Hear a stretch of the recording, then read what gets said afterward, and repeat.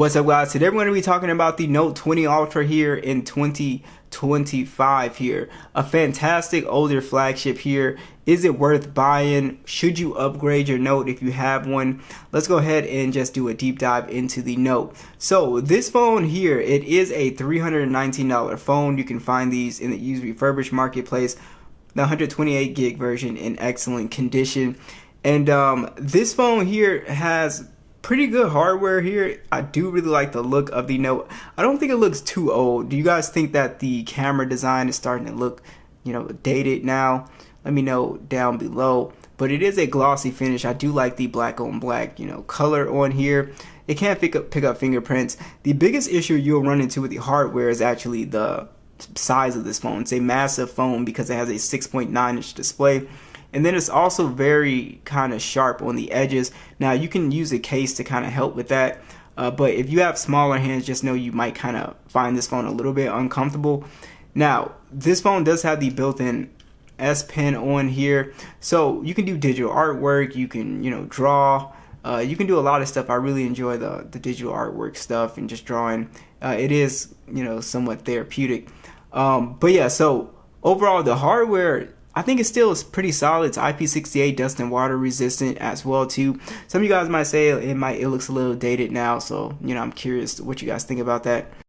What you guys will really love about the Note is the massive panel on here. It is a gigantic display. It's a 6.9-inch display, and like I said earlier, it's a big phone, so a lot of people will like that. The colors look very vibrant. It is a curved panel, and you guys can see right there, punch hole in the middle. It is a curved panel, and yeah, it looks great. It's the kind of older Samsung display colors that we all really love, that we can't really get anymore in the newer S24 series, unfortunately. Now, it's dynamic AMOLED, 120 Hz, HDR10 Plus. This is a full 1440p display, but you're pretty much going to be running this phone at 1080p because the 120 Hz only works in 1080p. So that was, I guess, one of the drawbacks of the Note 20 Ultra.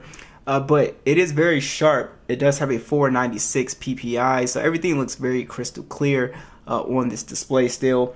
And it is Gorilla Glass Victus, so this glass has kept up pretty nice as well too. So overall, the display on the Note looks pretty good. Now, the max brightness outdoors, that's one thing that I kind of noticed. It's okay, but it's just not as bright as the newer phones. So I guess that's an area where you can say it's kind of dated. But besides that, I think the display looks really good still. When it comes to the overall gaming experience, the Note 20 Ultra still does actually a fantastic job still. So we have the Snapdragon 865 chipset on here. This phone got its last major OS update with the Android 13 One UI 5, and then we also do have 128 gigs of internal storage and 12 gigs of RAM on this model here. So the Note 20 Ultra is a very good phone for just casual gaming. Even you can do some competitive gaming. It's not as good as like a S23 at 120 frames, but I mean, for the price that you're paying, getting 90 frames, we don't really have that overheating problem as well. So gaming on here has been pretty consistent. I know some people you might have problems with the Exynos models. I don't necessarily have access to those phones, but on this Snapdragon model, the gameplay and everything is very, very smooth. And that's just pretty much in general for this phone here. Pretty much goes for anything you do on this phone. Everything still feels really quick and responsive on the Note. So that's one thing that I really like. So just exiting out of applications, everything still feels very smooth. So that's like the first thing I noticed when picking this phone back up, is it doesn't feel like it's slowed down or anything like that. Alright, so let's check out these speakers, max volume.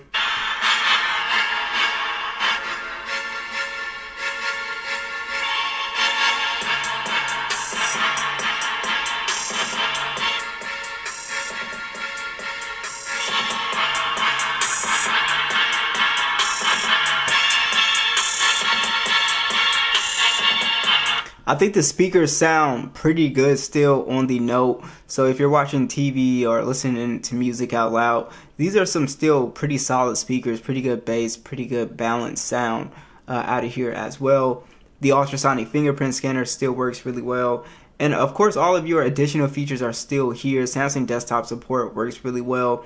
The only thing I guess you are missing software-wise with the newer Samsung software is probably the Galaxy AI. Now, you can get a lot of the AI features by just going to, I think it's Chat GPT. And you can download this and get, quite a bit of AI features with this. And yeah, so overall, that's an option. But yeah, I think that's like the only thing in the circle to search and stuff like that. But besides that, the software feels pretty much the same. All right, so let's talk about the cameras. We have a 108 megapixel standard, a 12 megapixel periscope telephoto that does 5 times optical zoom. This does go all the way up to 50 times zoom. And then we also do have a 12 megapixel ultra wide. It can shoot in 8K 24. It also has a 10 megapixel selfie that shoots in 4K 60. I've done a lot of comparisons with the Note, and it can still take a pretty good shot. It can still take pretty good zoom shots as well too at 5 times. And overall, if you give it light, it can still give you out a really decent shot. Where you will kind of run into, kind of trouble with this phone is probably in low light situations. It's not going to do that great in low light. It'll get a little bit soft, and the selfie camera to me looks like it's, it does a decent job, but it like does a skin tone thing where it kind of like lightens the skin tone too much. And overall, it could be a little bit soft if you're in low light as well too. But besides those things, this still takes a pretty good photo, just if you're, someone just taking a regular photo. So I don't know. Let me know what you guys think of the shots. I think they still look solid, and this is pretty much the same thing for video as well too. Let's go ahead and talk about battery life. So this phone does have a pretty decent sized battery. It's got a 4,500 milliamp hour battery. The charging on here is kind of slow at 25 watts. And then you also do have wireless and reverse wireless charging on board. Even if you put a new battery in this phone, the battery life is just kind of okay on here. It's nothing too crazy. If you're a light user, I did a day in a life with this phone. You can kind of get away with, the battery life if you're a lighter user. But if you're somebody that's playing games a lot, this is a phone you're going to have to charge for sure. And if you are planning on buying a Note and you want to preserve the battery health, again, you could just charge it to 80%. It really helps preserve your battery health, guys. So overall, the Note's battery life is just kind of okay. The charging speeds are just kind of okay.